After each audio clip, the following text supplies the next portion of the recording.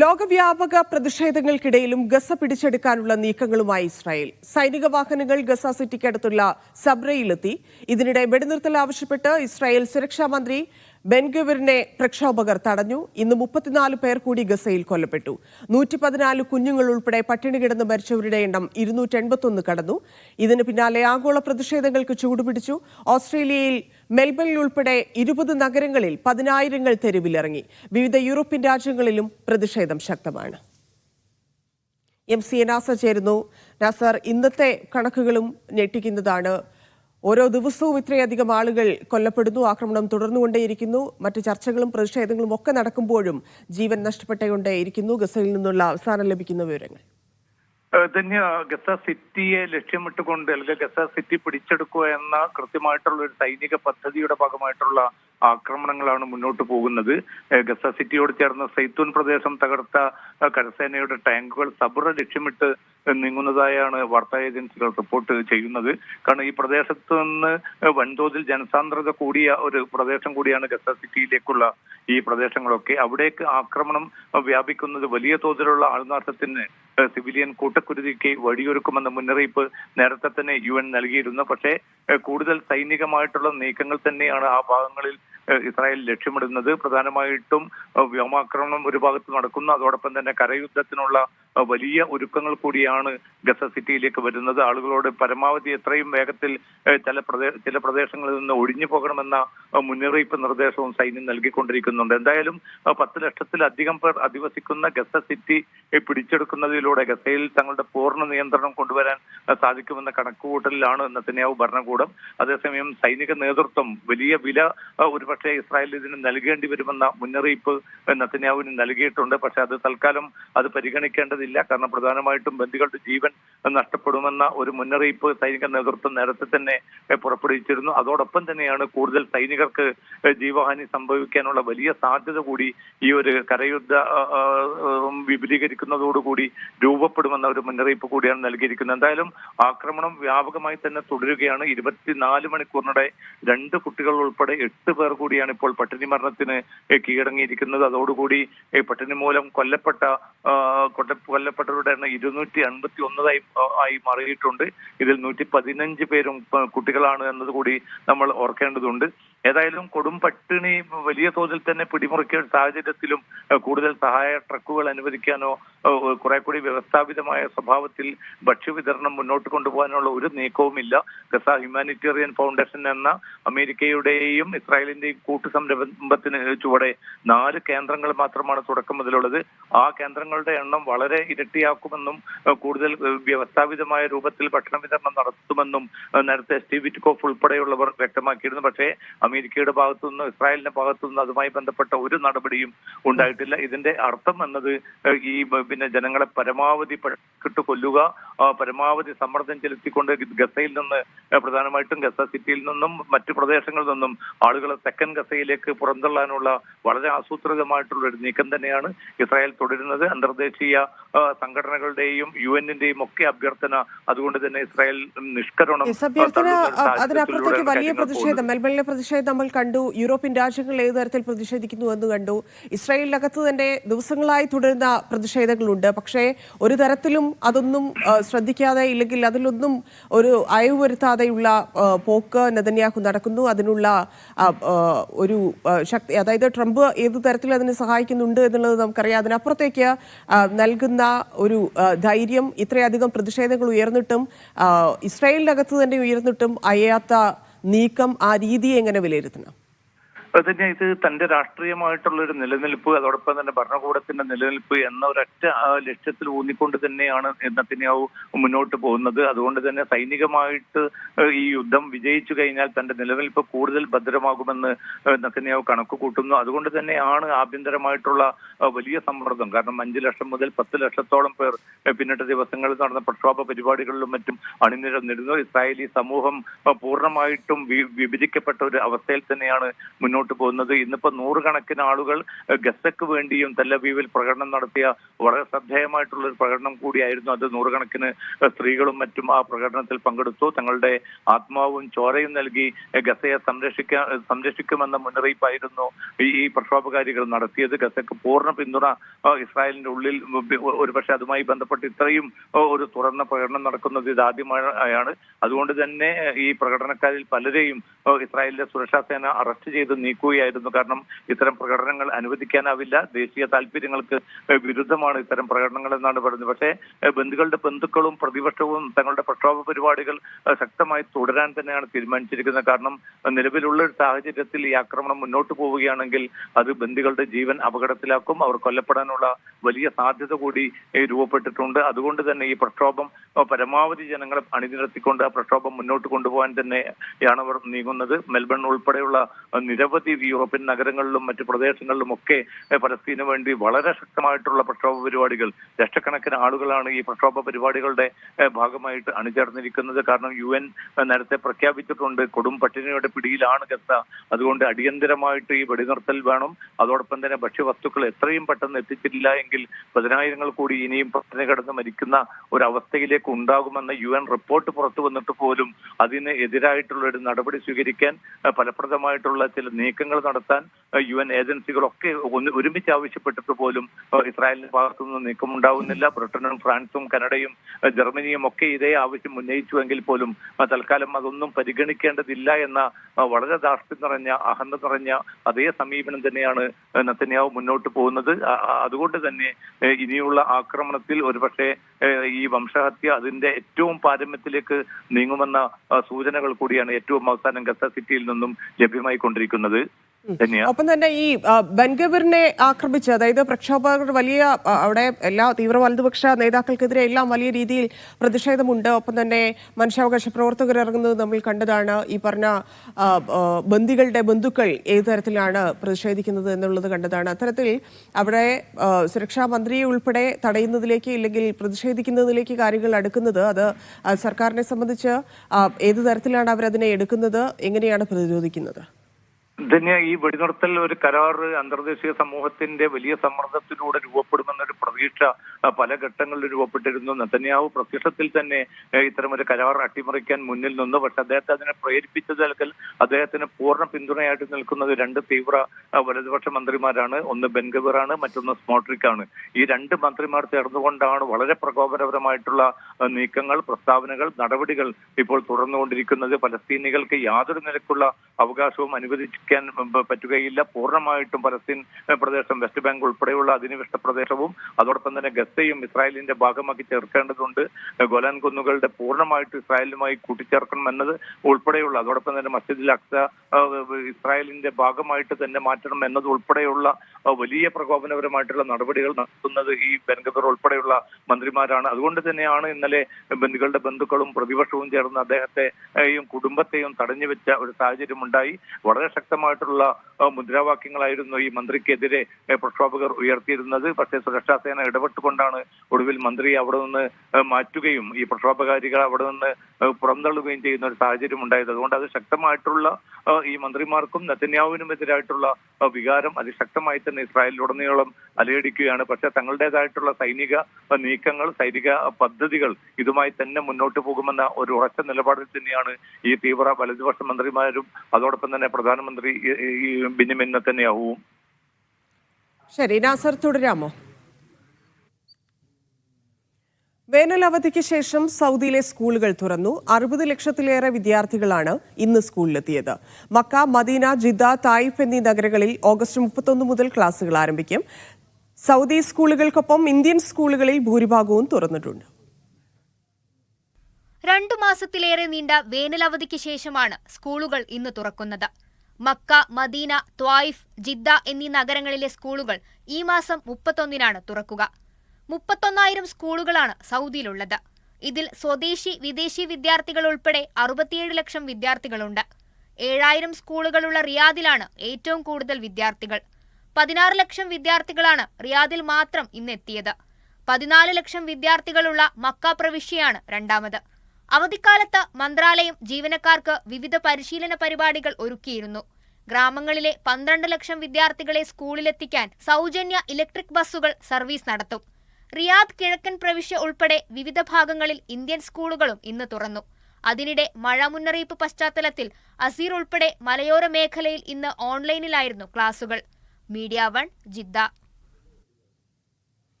ചൈനയുമായുള്ള സാമ്പത്തിക പങ്കാളിത്തം ശക്തിപ്പെടുത്താൻ ഒരുങ്ങി സൗദി അറേബ്യ. സൗദി നിക്ഷേപ മന്ത്രിയുടെ നേതൃത്വത്തിൽ ഉന്നതതല സമിതി ഈ മാസം അവസാനം ചൈന സന്ദർശിക്കും. ചൈനയെ സൗദിയുടെ ഏറ്റവും വലിയ വ്യാപാര പങ്കാളിയാക്കി മാറ്റുകയാണ് പ്രധാന ലക്ഷ്യം. സൗദി അറേബ്യയിൽ നിന്നുള്ള ഉന്നതതല പ്രതിനിധി സംഘം ഈ ആഴ്ച ചൈനയിലെത്തും. സൗദി നിക്ഷേപ മന്ത്രി ഖാലിദ് അൽ ഫാലിഹിന്റെ നേതൃത്വത്തിലാണ് സംഘം ചൈന സന്ദർശിക്കുന്നത്. പൊതു സ്വകാര്യ മേഖലകളിൽ നിന്നുള്ള ഉന്നതതല പ്രതിനിധികളും സംഘത്തിലുണ്ടാകും. ആഗസ്റ്റ് 29 വരെ നീണ്ടുനിൽക്കുന്ന സന്ദർശനത്തിൽ ഇരു രാജ്യങ്ങൾക്കുമിടയിലെ വ്യാപാര നിക്ഷേപ വിഷയങ്ങൾ ചർച്ച ചെയ്യും. ചൈനയുമായുള്ള തന്ത്രപരമായ സാമ്പത്തിക പങ്കാളിത്തം ശക്തിപ്പെടുത്തുകയാണ് മുഖ്യ ലക്ഷ്യം. സമിതി ചൈനീസ് വാണിജ്യമന്ത്രി വാങ് വെന്റോവോയുടെ അധ്യക്ഷതയിലുള്ള സംയുക്ത വ്യാപാര നിക്ഷേപ സാങ്കേതിക സമിതിയുമായി കൂടിക്കാഴ്ച നടത്തും. ഇരു രാജ്യങ്ങളും തമ്മിലുള്ള വ്യാപാര വിനിമയം പ്രതിവർഷം $100 ബില്യൺ മുകളിലെത്തിക്കുക എന്നതും സന്ദർശനത്തിന്റെ മുഖ്യ ലക്ഷ്യങ്ങളിലൊന്നാണ്. ഇതുവഴി ചൈനയെ രാജ്യത്തിന്റെ ഏറ്റവും വലിയ വ്യാപാര പങ്കാളിയാക്കി മാറ്റുകയാണ് സൗദി. അന്താരാഷ്ട്ര പങ്കാളിത്തങ്ങൾ ശക്തിപ്പെടുത്തുന്നതിനും നിക്ഷേപങ്ങൾ വൈവിധ്യവൽക്കരിക്കുന്നതിനും എണ്ണ ഇതര മേഖലകളിലെ സഹകരണം വികസിപ്പിക്കുന്നതിനും സൗദി വിഷൻ 2030 ലക്ഷ്യങ്ങൾ കൈവരിക്കുന്നതിനുമുള്ള സൗദിയുടെ ശ്രമങ്ങളുടെ ഭാഗമാണ് സന്ദർശനം. Naushad റിക്കൂർ, media 1, Dammam. ദീർഘകാല വിസയ്ക്ക് പിന്നാലെ വിദേശികൾക്ക് ഗോൾഡൻ റെസിഡൻസി പ്രഖ്യാപിച്ചു ഒമാൻ. വിദേശി നിക്ഷേപകരെ ആകർഷിക്കുന്നതിനും നിക്ഷേപ സൗഹൃദ അന്തരീക്ഷം മെച്ചപ്പെടുത്തുന്നതും ലക്ഷ്യമിട്ടാണ് ഒമാന്റെ നീക്കം. സലാലയിലെ സുൽത്താൻ കാബൂസ് യുവജന സാംസ്കാരിക വിനോദ കേന്ദ്രത്തിൽ നടന്ന സുസ്ഥിര ബിസിനസ് പരിസ്ഥിതി ഫോറത്തിന്റെ ഭാഗമായി നടന്ന പരിപാടിയിലായിരുന്നു പ്രഖ്യാപനം. Dhofar governor Sayyid Marwan bin Turki Al സെയ്ദിന്റെ നേതൃത്വത്തിലായിരുന്നു പരിപാടി. ഗോൾഡൻ റെസിഡൻസി, കൊമേഴ്ഷ്യൽ രജിസ്ട്രേഷൻ ട്രാൻസ്ഫറുകൾക്ക് ഡിജിറ്റൽ സേവനം തുടങ്ങിയവയാണ് പ്രഖ്യാപനങ്ങളിൽ പ്രധാനമായത്. ഈ മാസം 31 മുതൽ പുതിയ പദ്ധതികൾ ഔദ്യോഗികമായി പ്രാബല്യത്തിൽ വരും. ദീർഘകാല നിക്ഷേപ താൽപ്പര്യമുള്ളവരെ ലക്ഷ്യമിട്ടാണ് ഗോൾഡൻ റെസിഡൻസി പദ്ധതി അവതരിപ്പിച്ചിരിക്കുന്നത്. കമ്പനികളുടെ കൊമേഴ്ഷ്യൽ രജിസ്ട്രേഷൻ ട്രാൻസ്ഫറുകൾക്ക് ഇലക്ട്രോണിക് സർട്ടിഫിക്കേഷൻ വഴിയുള്ള ഡിജിറ്റൽ സേവനം ലഭ്യമാക്കും. ഇതുവഴി നിക്ഷേപകർക്ക് സമയവും ചെലവും കുറയുന്ന രീതിയിൽ സേവനം ലഭ്യമാകും. ഗോൾഡൻ വിസക്കാർക്ക് ലഭിക്കുന്ന ആനുകൂല്യങ്ങൾ സംബന്ധിച്ച് വരും ദിവസങ്ങളിൽ കൂടുതൽ വ്യക്തത വന്നേക്കും. അതേസമയം രാജ്യത്ത് 3407 വിദേശികൾക്ക് ഇതുവരെ ദീർഘകാല റെസിഡൻസി കാർഡുകൾ അനുവദിച്ചിട്ടുണ്ട്. Media 1, Muscat. സൗദിയിൽ മരുഭൂമിയിൽ കാർ കുടുങ്ങി 2 സ്വദേശി പൗരന്മാർ മരണപ്പെട്ടു. ബിഷക്കും ലത്ലീത്തിനുമിടയിലാണ് കാർ മണലിൽ കുടുങ്ങിപ്പോയത്. ഹമൂദ് ജിഫിൻ അൽ സാദി, വലീദ് ഗുസൈം അൽ സാദി എന്നീ സൗദി പൗരന്മാരാണ് മരിച്ചത്. മണലിൽ കുടുങ്ങിയ വാഹനം പുറത്തെടുക്കാൻ പലതവണ ശ്രമിച്ചെങ്കിലും പരാജയപ്പെടുകയായിരുന്നു. രക്ഷാപ്രവർത്തകരും സന്നദ്ധ സംഘങ്ങളും ചേർന്നാണ് മൃതദേഹങ്ങൾ കണ്ടെത്തിയത്. ഒമാനിലെ മലയാളി പ്രവാസികൾക്ക് ആശ്വാസമായി കുറഞ്ഞ നിരക്കിൽ നാട്ടിലേക്ക് പറക്കാൻ അവസരമൊരുക്കി സലാം എയർ. മസ്കറ്റിൽ നിന്ന് കോഴിക്കോട് ഉൾപ്പെടെയുള്ള ഇന്ത്യൻ നഗരങ്ങളിലേക്ക് 19.99 റിയാൽ നിരക്കിൽ ടിക്കറ്റുകൾ ലഭ്യമാകും. സലാം എയറിന്റെ ബ്രേക്കിംഗ് ഫെയർസ് എന്ന പുതിയ പ്രൊമോഷണൽ ഓഫറിന്റെ ഭാഗമായാണ് ഈ ഇളവ്. ഒമാനിലെ മലയാളി പ്രവാസികൾക്ക് ആശ്വാസമായി കുറഞ്ഞ നിരക്കിൽ നാട്ടിലേക്ക് പറക്കാൻ അവസരമൊരുക്കുകയാണ് സലാം എയർ. 19.99 ഒമാനി റിയാൽ മുതൽ മസ്കത്തിൽ നിന്ന് കോഴിക്കോട് ഉൾപ്പെടെയുള്ള ഇന്ത്യൻ നഗരങ്ങളിലേക്ക് പറക്കാം. സലാം എയറിന്റെ ബ്രേക്കിംഗ് ഫെയർസ് എന്ന പേരിലുള്ള പുതിയ പ്രൊമോഷൻ ഓഫറിന്റെ ഭാഗമായാണ് ഈ ഇളവ്. കോഴിക്കോടിന് പുറമെ ബാംഗ്ലൂർ, ചെന്നൈ, ഡൽഹി, ഹൈദരാബാദ് തുടങ്ങിയ ഇന്ത്യൻ നഗരങ്ങളിലേക്കും 19.99 റിയാലിന്റെ അടിസ്ഥാന നിരക്കിൽ യാത്ര ചെയ്യാം. GCC നഗരങ്ങളായ ദുബൈ, ദോഹ, ദമ്മാം എന്നിവിടങ്ങളിലേക്കും പാകിസ്ഥാനിലെ പ്രധാന നഗരങ്ങളിലേക്കും ഇതേ നിരക്ക് ബാധകമാണ്. ലേറ്റ് ഫെയർ വിഭാഗത്തിലുള്ള ഈ ടിക്കറ്റുകളിൽ 5 കിലോ ഹാൻഡ് ബാഗേജ് കൊണ്ടുപോകാം. ഓഗസ്റ്റ് 24 മുതൽ 28 വരെയാണ് ബുക്ക് ചെയ്യേണ്ടത്. ഒക്ടോബർ 1 മുതൽ നവംബർ 30 വരെ യാത്ര ചെയ്യാം. Media 1, Muscat. മത്സ്യബന്ധന മേഖലയിൽ നേട്ടവുമായി കുവൈറ്റ്. രാജ്യത്തെ വിപണികളിൽ ഈ മാസം എത്തിയത് 777 ടൺ മത്സ്യങ്ങൾ. അതിനിടെ മത്സ്യബന്ധന രീതികൾ നവീകരിക്കണമെന്ന ആവശ്യവുമായി മത്സ്യത്തൊഴിലാളി യൂണിയൻ രംഗത്ത് വന്നു. ഈ മാസം ആദ്യ 22 ദിവസങ്ങളിൽ 777 ടൺ മത്സ്യവും ചെമ്മീനും വിപണിയിലെത്തി. ഇതിൽ 387 ടൺ പ്രാദേശികവും 390 ടൺ ഇറക്കുമതി മത്സ്യവുമാണ്. സീസൺ ആരംഭിച്ചതോടെ രാജ്യത്ത് ചെമ്മീൻ സുലഭമായി ലഭിക്കുന്നുണ്ട്. കഴിഞ്ഞ ഒരു മാസത്തിനിടെ 273 ടൺ ചെമ്മീൻ ലഭിച്ചതായി യൂണിയൻ പറഞ്ഞു. നിലവിൽ ഉംനൈറ ചെമ്മീൻ കൊട്ടയ്ക്ക് 50 മുതൽ 60 ദിനാർ വരെയും സുബൈദിക്ക് 40 മുതൽ 130 ദിനാർ വരെയും ഹമ്മൂറിന് 20 മുതൽ 37 വരെയുമാണ് വിപണിയിലെ വില.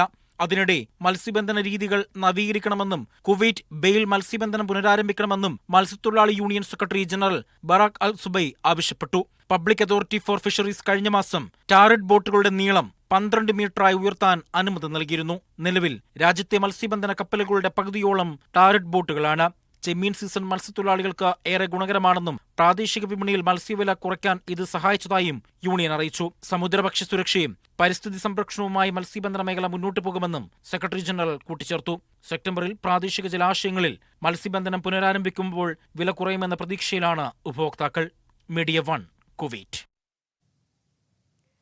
രാജ്യത്ത് നിയമലംഘനങ്ങൾ തടയുന്നതിനായി അധികൃതർ നടത്തിയ വ്യാപക പരിശോധനയിൽ കുവൈറ്റിലെ അബാസിയയിലും ഗൈത്താനിലും 19 കടകൾ അടച്ചുപൂട്ടി. ആഭ്യന്തരമന്ത്രിയുടെ മേൽനോട്ടത്തിലായിരുന്നു നടപടി. 26 പേരെ അറസ്റ്റ് ചെയ്തതായി മന്ത്രാലയം അറിയിച്ചു. സുരക്ഷ ഉറപ്പാക്കാൻ സമാന പരിശോധനകൾ വരും ദിവസങ്ങളിലും തുടരുമെന്ന് മന്ത്രാലയം വ്യക്തമാക്കി. UAEയിൽ രജിസ്റ്റർ ചെയ്യുന്ന വാഹനങ്ങളുടെ എണ്ണത്തിൽ വൻ കുതിപ്പ്. ഒരു വർഷത്തിനിടെ 3,90,000 വാഹനങ്ങളാണ് UAE നിരത്തുകളിൽ പുതുതായി എത്തിച്ചത്.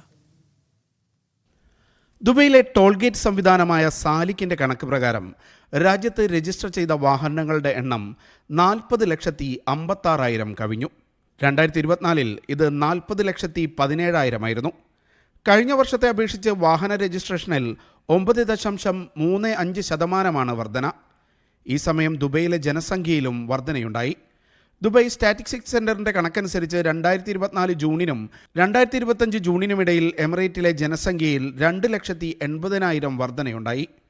ദുബൈ റോഡ് ഗതാഗത അതോറിറ്റിയുടെ കണക്കുകൾ അനുസരിച്ച് ദുബൈയിൽ മാത്രം പകൽ സമയങ്ങളിൽ റോഡിലെത്തുന്നത് 35 ലക്ഷം വാഹനങ്ങളാണ്. കഴിഞ്ഞ 2 വർഷത്തേക്കാൾ രജിസ്ട്രേഷനിൽ 10% വളർച്ചയാണ് രേഖപ്പെടുത്തിയത്.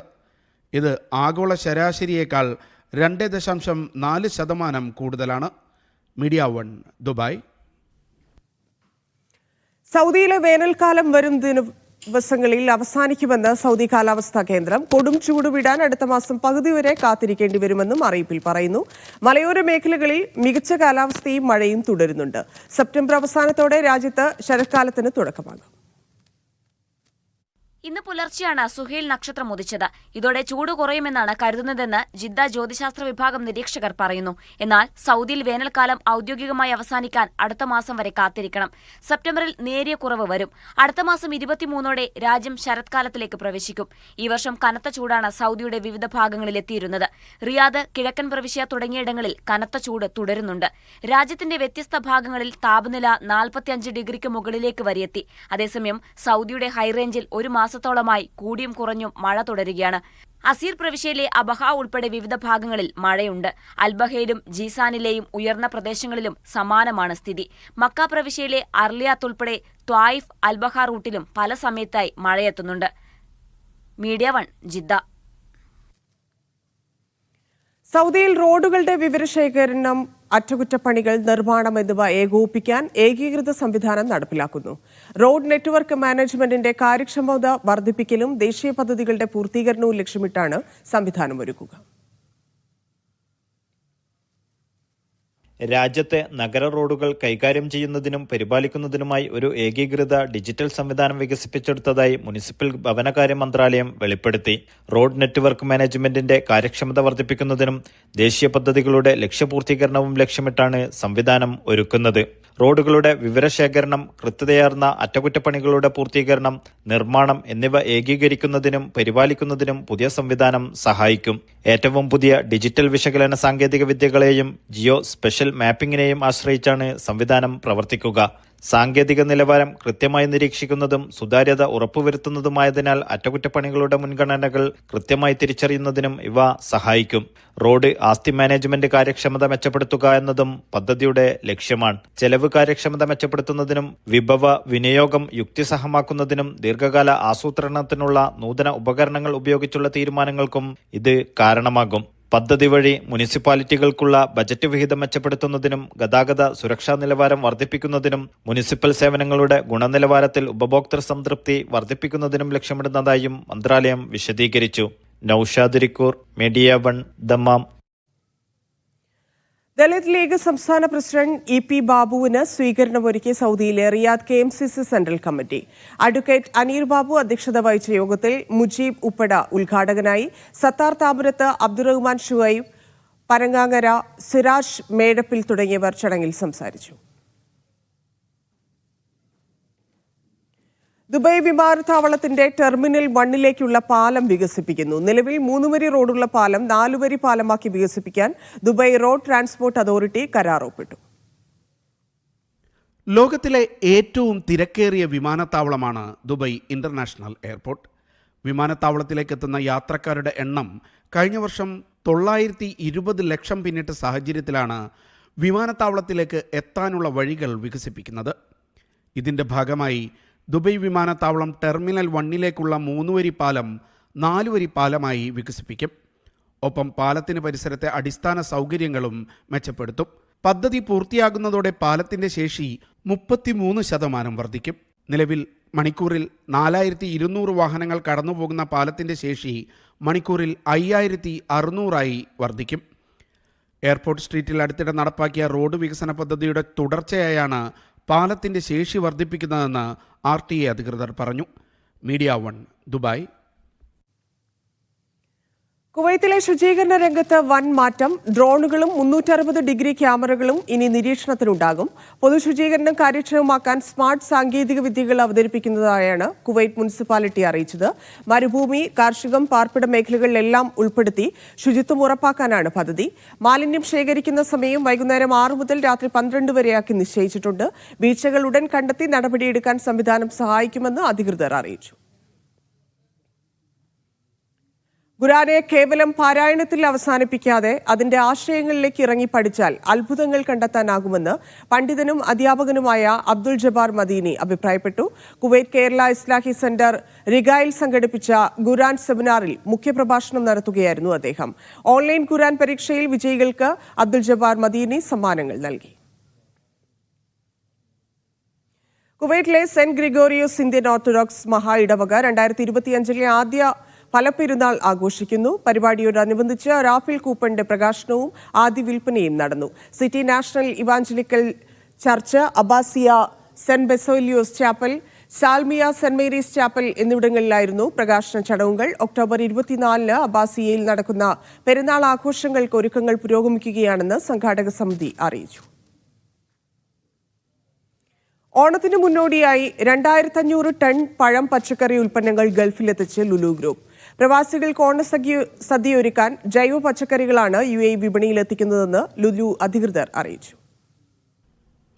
ജൈവ കാർഷിക രീതിക്ക് പ്രോത്സാഹനം നൽകുന്നതിൻ്റെ ഭാഗമായാണ് കൂടുതൽ ജൈവ പച്ചക്കറികൾ ഓണത്തിന് മുന്നോടിയായി ഗൾഫ് വിപണിയിൽ എത്തിച്ചതെന്ന് Lulu global operations director Saleem MA പറഞ്ഞു. കേരളത്തിൻ്റെ വൈവിധ്യമാർന്ന തനത് ഉൽപ്പന്നങ്ങളും ഓണത്തിനായി കടൽ കടന്ന് എത്തിയിട്ടുണ്ട്. സദ്യയ്ക്കായി പ്രീ ബുക്കിംഗ് സൗകര്യവും ലുലുവിലുണ്ട്. 25 തരം വിഭവങ്ങളുള്ള ഓണസദ്യയാണ് ഒരുങ്ങുന്നത്. ഓൺലൈനിലൂടെയും ലുലു സ്റ്റോറിൽ നേരിട്ടെത്തിയും സദ്യ ബുക്ക് ചെയ്യാം. പായസമേളയിൽ ഹെൽത്തി ചോയ്സുകളാണ് പ്രധാന ആകർഷണം. 30 തരം പായസങ്ങളിൽ 10ലധികം പായസങ്ങളും ഹെൽത്തി ചോയ്സിലുള്ളതാണ്.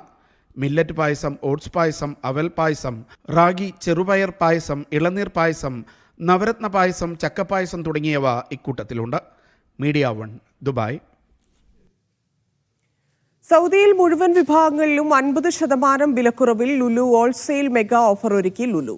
ഓഗസ്റ്റ് 27 മുതൽ 30 വരെയായിരിക്കും ഓഫർ. മികച്ച ഉൽപ്പന്നങ്ങൾ ചുരുങ്ങിയ വിലയിൽ ലഭ്യമാക്കുകയാണ് ലക്ഷ്യം.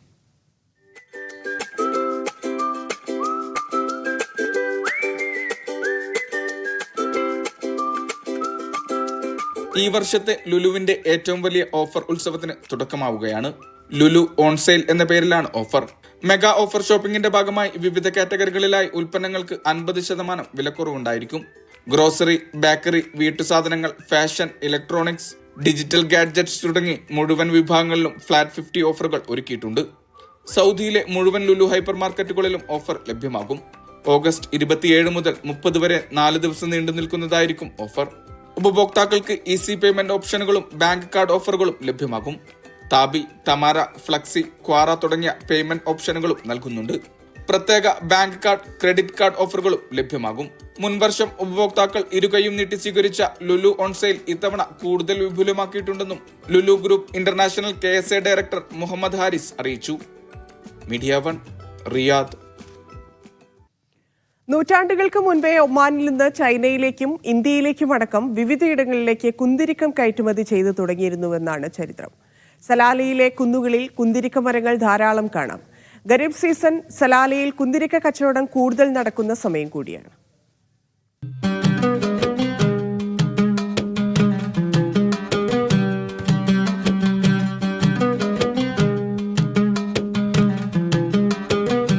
ഒമാന്റെ ചരിത്രത്തിൽ കുന്തിരിക്കത്തിനും സ്ഥാനമുണ്ട്. നൂറ്റാണ്ടുകൾക്ക് മുമ്പേ വിവിധ രാജ്യങ്ങളിലേക്ക് ഒമാനിൽ നിന്ന് കുന്തിരിക്കം കയറ്റുമതി ചെയ്യാൻ തുടങ്ങിയിരുന്നു. സലാലയിലെ കുന്തിരിക്കം ഏറെ പ്രശസ്തമാണ്. സലാലയിലെ കുന്തിരിക്ക മരങ്ങളിൽ നിന്ന് വ്യത്യസ്ത ഗുണമുള്ള കുന്തിരിക്കം ഉൽപ്പാദിപ്പിക്കുന്നുണ്ട്. ലോകത്തിലെ ഏറ്റവും മികച്ച കുന്തിരിക്ക ഉൽപ്പാദന കേന്ദ്രമെന്നാണ് ദോഫാറിനെ ബ്രിട്ടീഷ് മാധ്യമവൃത്തങ്ങൾ വിശേഷിപ്പിച്ചത്. സലാലയിൽ നിന്ന് ഇന്ത്യയിലേക്ക് കുന്തിരിക്കം കയറ്റിപ്പോയ കപ്പൽ തിരിച്ചു വന്നിരുന്നത് കുരുമുളകുമായിട്ടായിരുന്നു എന്നാണ് ചരിത്രം. കുന്തിരിക്ക മരങ്ങളുടെ തൊലിയിൽ നിന്ന് വരുന്ന കറയാണ് കുന്തിരിക്കമായി മാറുന്നത്. സോപ്പും ലോഷനും സുഗന്ധദ്രവ്യങ്ങളും അടക്കം ധാരാളം ഉൽപ്പന്നങ്ങൾ കുന്തിരിക്കത്തിൽ നിന്ന് ഉൽപ്പാദിപ്പിക്കുന്നുണ്ട്. ഖരീഫ് സീസൺ ആയതോടെ സലാലയിലെ കുന്തിരിക്ക കച്ചവടവും പൊടിപൊടിക്കുകയാണ്. സലാലയിൽ എത്തുന്ന വിനോദസഞ്ചാരികൾ ദോഫാറിൽ വിളഞ്ഞ കുന്തിരിക്കവുമായാണ് മടങ്ങുക.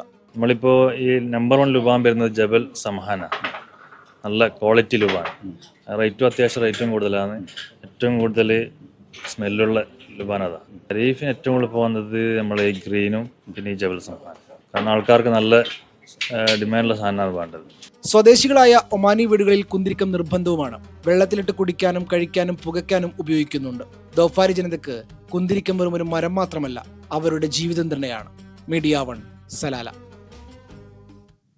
അൽമനാർ മദ്രസ സംഘടിപ്പിച്ച സമ്മർ ഡേയ്സ് വെക്കേഷൻ മദ്രസ സമാപിച്ചു. 2 മാസം നീണ്ട ക്ലാസുകൾക്ക് മുജീബ് റഹ്മാൻ മിഷ്കാത്തി, ഉമർ ഫൈസി, സലാഹുദ്ദീൻ സൊലാഹി, ഫൈസൽ സലഫി തുടങ്ങിയവർ ക്ലാസുകൾക്ക് നേതൃത്വം നൽകി. വിദ്യാർത്ഥികൾക്ക് സർട്ടിഫിക്കറ്റുകളും വിതരണം ചെയ്തു. പുതിയ അധ്യയന വർഷത്തിലെ മദ്രസ ക്ലാസുകൾ സെപ്റ്റംബർ ആദ്യവാരം ആരംഭിക്കും. പ്രവാസിയായ അച്ഛൻ വെക്കേഷൻ കഴിഞ്ഞ് ബഹ്റൈനിലേക്ക് യാത്ര ചെയ്ത വിമാനത്തിൽ പൈലറ്റായി മകൾ.